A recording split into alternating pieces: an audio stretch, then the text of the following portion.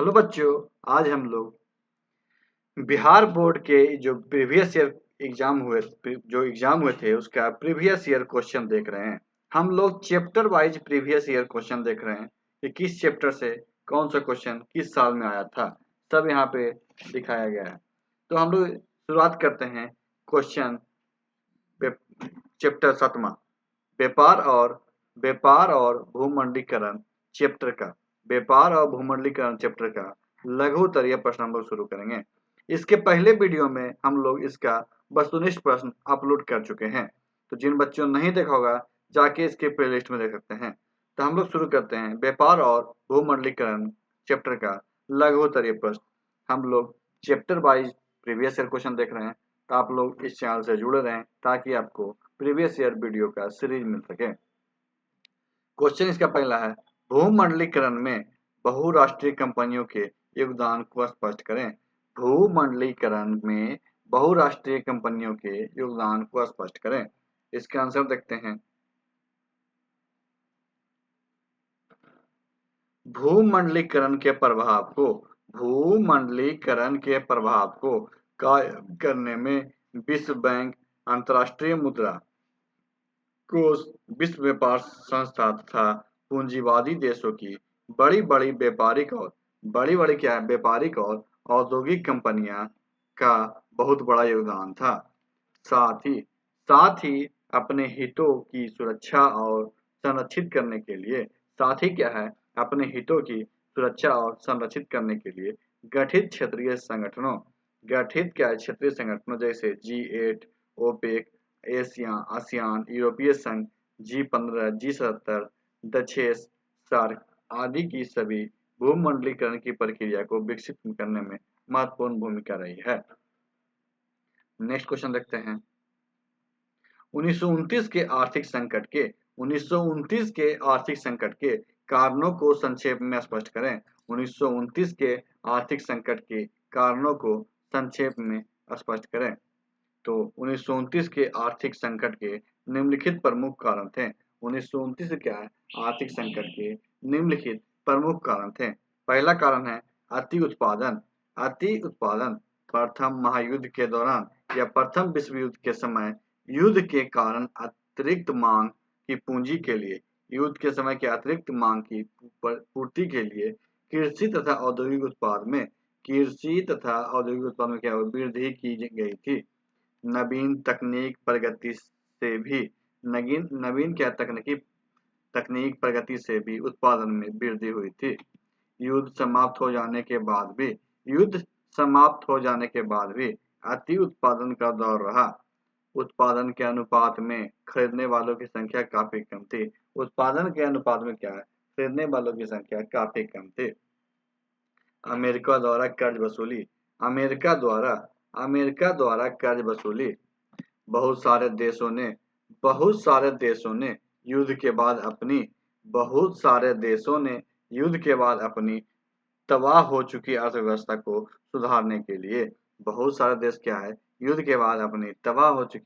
को सुधारने के लिए अमेरिकी पूंजीपतियों से कर्ज ले रखा था। क्या था अमेरिकी जो पूंजीपति थे उनसे कर्ज ले रखा था।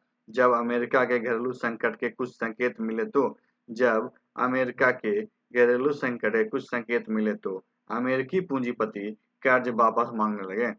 इससे वे देश संकट में पड़ गए। इससे क्या हुए देश हैं संकट में पड़ गए। कई बैंक डूब गए, कई देशों की मुद्रा गिर गई। कई बैंक क्या डूब गए और कई देशों की मुद्रा गिर गई। संकुचित आर्थिक राष्ट्रवाद। अमेरिका ने संकट को देखते हुए कुछ संरचनात्मक उपाय किए। उसने आयात पे दुगना सीमा शुल्क लगा दिए तथा आयात की मात्रा को भी सीमित कर दिया। आयात की मात्रा क्या है सीमित कर दिया। सभी देश यही प्रयास कर रहे थे कि वह अपनी आवश्यकता की अधिकांश वस्तुएं स्वयं बनाए। इस संकुचित आर्थिक राष्ट्रवाद ने विश्व व्यापार की बाजार आधारित अर्थव्यवस्था की कमर तोड़ दी। सट्टेबाजी की प्रवृत्ति।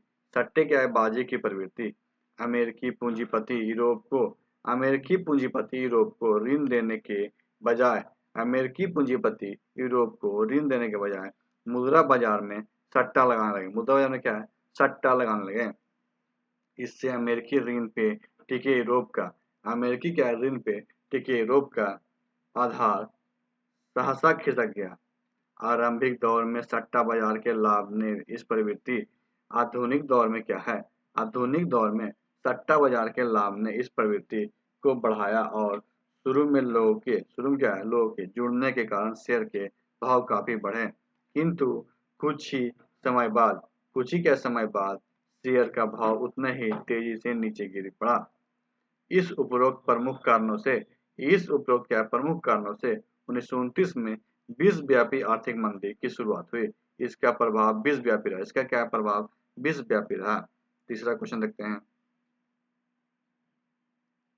भूमंडलीकरण किसे कहते हैं? भूमंडलीकरण किसे कहते हैं? क्वेश्चन कब आया? 2012 में।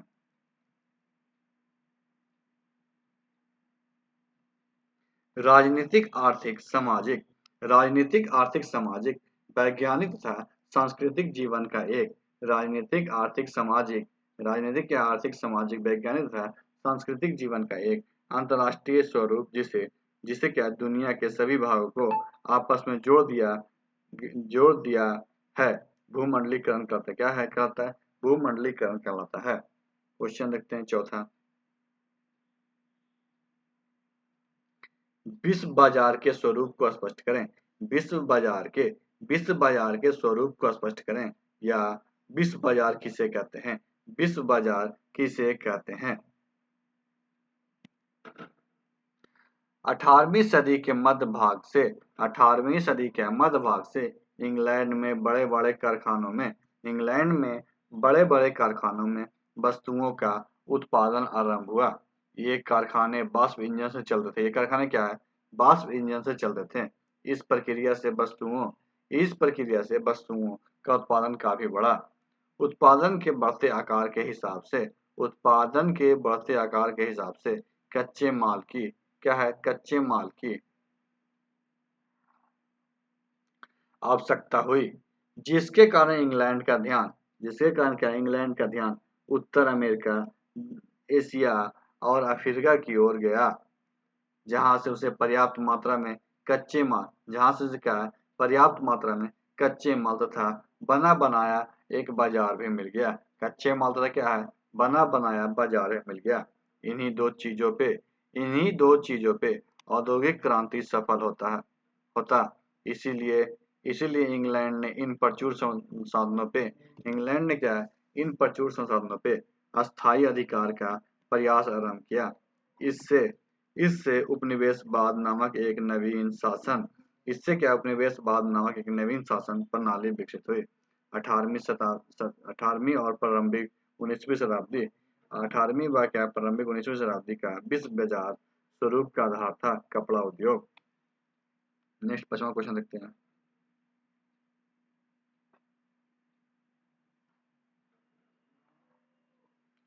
भूमंडलीकरण के भारत पे प्रभावों को स्पष्ट करें।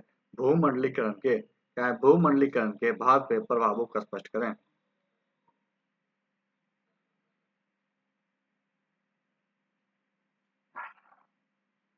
भूमंडलीकरण के भारत पे व्यापक प्रभाव पड़ा।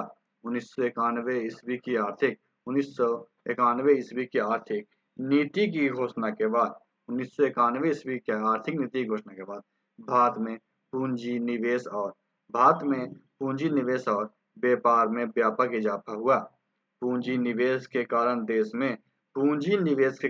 में आर्थिक विकास की गति तीव्र हुई। भूमंडलीकरण के कारण देश में सेवा क्षेत्र का काफी तीव्र गति से विस्तार हुआ। जिससे जीविकोपार्जन के कई नए क्षेत्र खुले हैं। सेवा क्षेत्र के अंतर्गत बैंकिंग, बीमा, संचार, व्यापार आदि क्षेत्र में व्यापार के आदि क्षेत्र में भारत आज विश्व का अग्रणी देश है। भारत क्या है? विश्व का अग्रणी देश है। आज भारतीय कंपनियां विश्व स्तर पे विश्व स्तर पे अपना दबदबा कायम कर रही है। क्या है? अपना दबदबा कायम कर रही है। वैश्विक स्तर पर भारत के लिए रोजगार के नए नए अवसर खुलते हैं। वैश्विक स्तर पे क्या है? भारत के लिए रोजगार के नए नए अवसर खुलते हैं। देखते हैं छठा क्वेश्चन।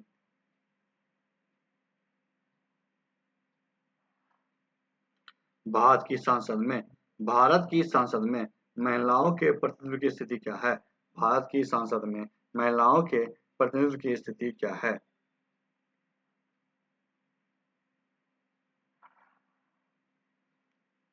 शिक्षा के प्रसार और जागरूकता के कारण शिक्षा के प्रसार और जागरूकता के कारण हुई महिला आंदोलन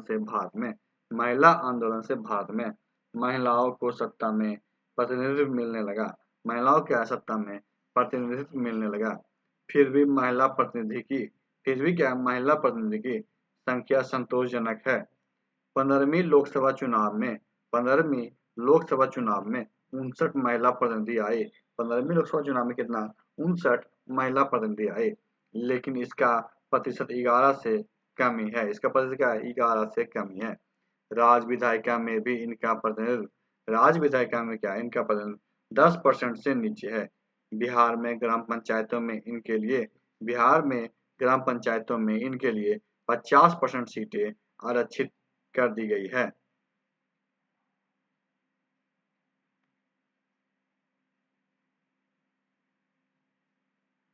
सातवां क्वेश्चन है, औद्योगिक क्रांति ने किस तरह विश्व बाजार के स्वरूप को विस्तृत किया? औद्योगिक क्रांति ने किस तरह विश्व बाजार के स्वरूप को विस्तृत किया?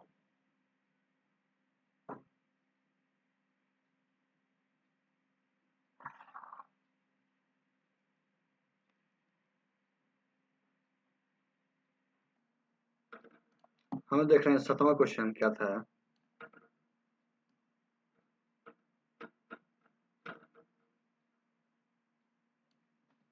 देखे थे औद्योगिक क्रांति के किस तरह विश्व व्यापार को विस्तृत किया। तो इसका आंसर देखते हैं सातवां का।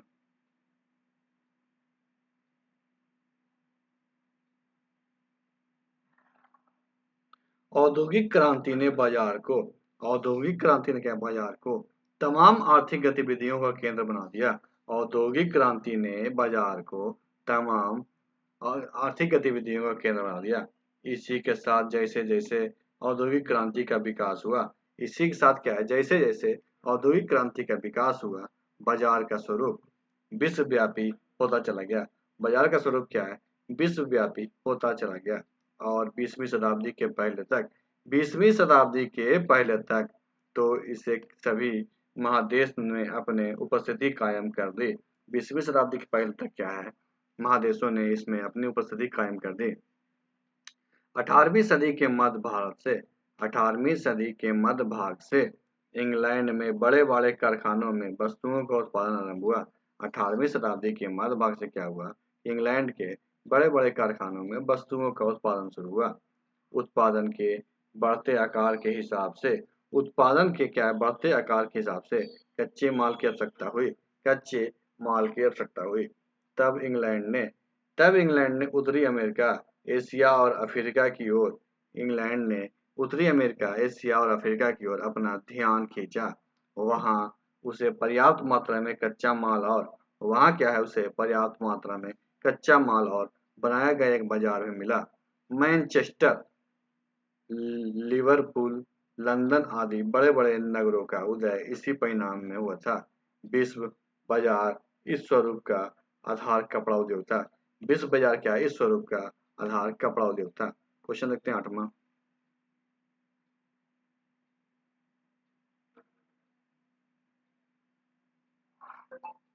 रेशम मार्ग से आप क्या समझते हैं?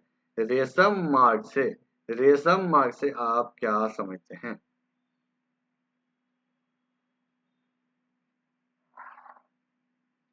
रेशम मार्ग ऐसा मार्ग है। रेशम मार्ग रेशम मार्ग ऐसे मार्ग थे जो एशिया के विशाल भागों को परस्पर जोड़ने के साथ ही परस्पर क्या है जोड़ने के साथ ही यूरोप तथा उत्तरी अफ्रीका से जा मिलते थे। ऐसे मार्ग ऐसे मार्ग क्या ईसा पूर्व के समय में ही आ चुके थे और लगभग 15वीं सदी तक अस्तित्व में थे। 15वीं सदी तक क्या थे? अस्तित्व में थे। 9वां क्वेश्चन देखते हैं।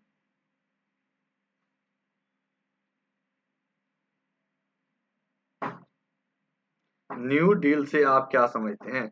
न्यू डील से आप क्या समझते हैं?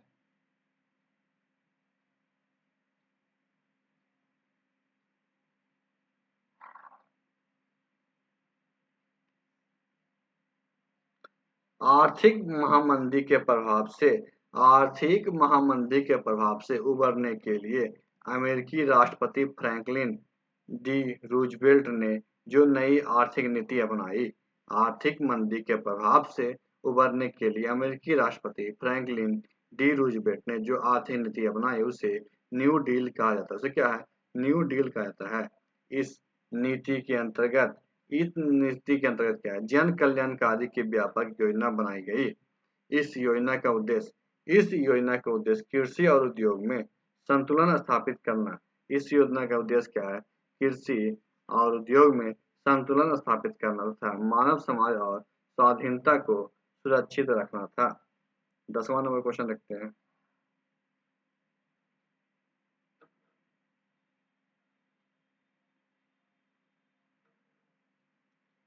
आर्थिक संकट से आप क्या समझते हैं? आर्थिक संकट से आप क्या समझते हैं?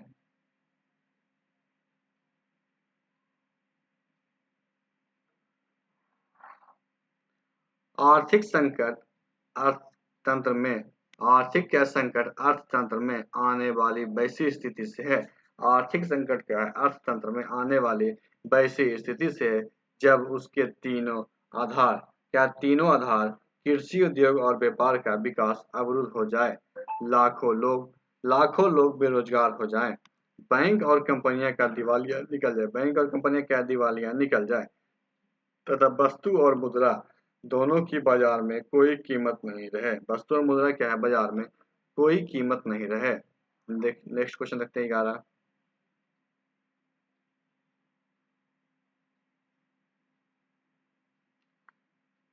ब्रेटन वुड्स सम्मेलन का मुख्य उद्देश्य क्या था?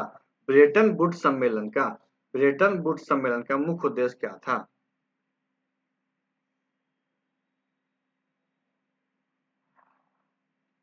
ब्रेटन वुड्स सम्मेलन का मुख्य उद्देश्य अंतर्राष्ट्रीय स्तर पे आर्थिक सहयोग व स्थिरता कायम करना था। ब्रेटन वुड्स सम्मेलन का मुख्य उद्देश्य क्या था? अंतर्राष्ट्रीय स्तर पे आर्थिक सहयोग और स्थिरता कायम करना था, जिसपे वह विश्व शांति की नींव टिकी थी। जिसपे क्या थी? विश्व शांति की नींव टिकी हुई थी। क्वेश्चन नंबर 11वां देखते हैं। 12वां।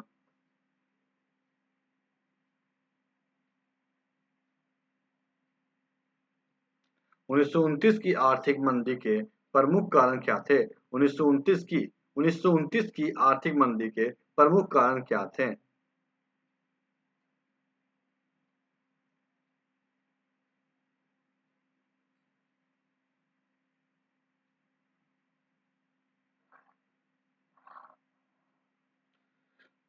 1929 की आर्थिक संकट का 1929 की आर्थिक संकट का बुनियादी कारण स्वयं इस अर्थव्यवस्था के स्वरूप में नहीं था। 1929 क्या है? आर्थिक संगठन का बुनियादी कारण स्वयं इस अर्थव्यवस्था के रूप में नहीं था। प्रथम विश्व युद्ध के 4 वर्षों में यूरोप को छोड़कर बाजार आधारित अर्थव्यवस्था का विस्तार होता चला गया। प्रथम विश्व युद्ध के 4 वर्षों में यूरोप को छोड़कर बाजार आधारित अर्थव्यवस्था का विस्तार होता चला गया। उसके मुनाफे बढ़ते चले गए। उसके क्या है? मुनाफे बढ़ते चले गए। दूसरी ओर अधिकांश लोग गरीबी और अभाव में पिसते रहे। नवीन तकनीक प्रगति और मुनाफे के उत्पादन में काफी वृद्धि कर दी, किंतु क्या है? अतिरिक्त उत्पादन के खरीदार बाजार में नहीं थे। कृषि में भी अति उत्पादन की समस्या बनी हुई थी। कृषि में क्या थी? अति उत्पादन की समस्या बनी हुई थी। अति उत्पादन के कारण कीमतें काफी गिर गई। अति उत्पादन के कारण क्या हुए? कीमतें काफी गिर गई, जिससे किसानों की आय घट गई, अतः इस स्थिति से निपटने के लिए उन्हें उत्पादन की ओर बढ़ाया ताकि उत्पादन क्या है? और बढ़ाया ताकि कम कीमत पे ज्यादा माल बेच अपना आय स्तर बनाए रख सके। इससे क्या है? कीमत और नीचे चली गई, जिससे आर्थिक संकट का जन्म हुआ। जिससे क्या हुआ? आर्थिक संकट का जन्म हुआ। क्वेश्चन देखते हैं 13वां 12वां।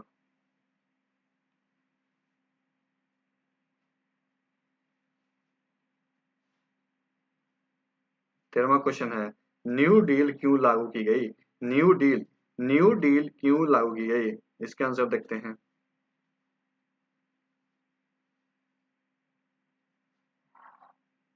1929 की विश्वव्यापी आर्थिक महामंदी के प्रभाव को 1929 की विश्वव्यापी आर्थिक मंदी के प्रभाव को कम करने के लिए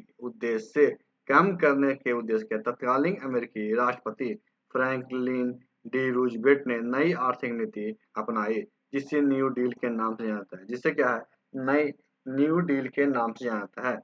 इस नई नीति के अनुसार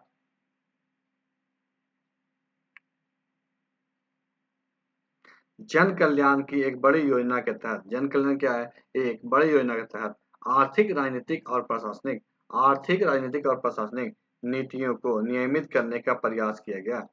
इस कल्याणकारी नीति का उद्देश्य कृषि और उद्योग में संतुलन लाना। क्या है इस कल्याणकारी नीति का उद्देश्य? कृषि और उद्योग में क्या? संतुलन लाना। साथ ही स्वाधीनता को सुरक्षित रखना भी था। इसके तहत परिवहन के साधनों एवं स्थानीय विकास कार्यों के लिए ऋण दिया गया, जिससे रोजगार के नए अवसर उपलब्ध हो सके। औद्योगिक क्षेत्र में व्यापार और उत्पादन का नियमन, मजदूरी में वृद्धि।